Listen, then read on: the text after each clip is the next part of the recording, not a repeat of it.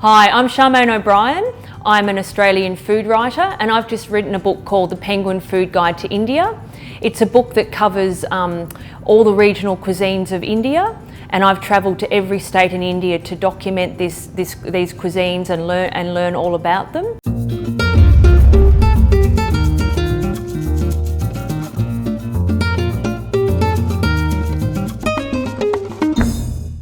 So now I'm going to talk to you a little bit about Indian breads. So the most common bread that you'll eat in India is a roti. So it's just a flat bread. It's usually made from wheat, which has been ground, mixed with a little bit of water, made into a dough and rolled out, and then it's cooked on the tava, and then it's popped in the flame to a gas flame or into the coals, depending on what you're cooking on, to puff it up a bit. Now that's your basic roti. Rotis are made from all sorts of grains all around India. My favourite roti is actually made from millet. It's called Bhadra. It's quite a heavy, dense roti, quite common in Gujarat and other sort of parts of central rural India. Delicious with some, when they're hot, with just some homemade butter. So they're sort of this, very flat. They're quite heavy. They can be quite heavy, all these breads. So then you've got, they've been eaten in India since the Harappan civilization. So they're one of the most ancient foods of India.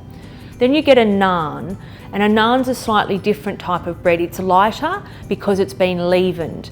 And a naan is cooked in a tandoor, which is a clay oven that's shaped a bit like I call it like a beehive. Now the tandoor oven is something that comes from the northwest area. So actually possibly originated in Afghanistan.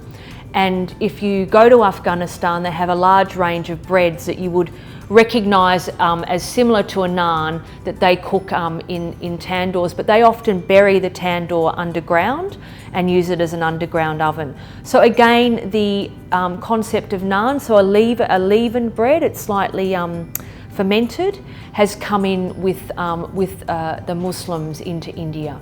And another Indian bread that's very popular is a paratha. Now paratha's similar to a roti, but what happens with a paratha is they're often, they can be stuffed with, say, grated cauliflower or grated radish or cooked potato. There's a very famous place in Delhi, in Old Delhi, called Pirata Gully, and there you can have parathas stuffed with pomegranate seeds, paneer, crushed pappad. There's an infinite number of things that they will stuff paratha with. Now what's different about a paratha besides being stuffed is that it's actually a fried bread. So it's fried in ghee generally, and it's quite a heavy bread, but absolutely delicious. Quite popular for breakfast, just with a bit of pickle and a bit of curd. Very popular in the Punjab. Particularly for, that's an area where people like a lot of butter, but also it's a traditional farming area. So a couple of parathas in the morning would really give you enough energy to go out and farm for the whole day.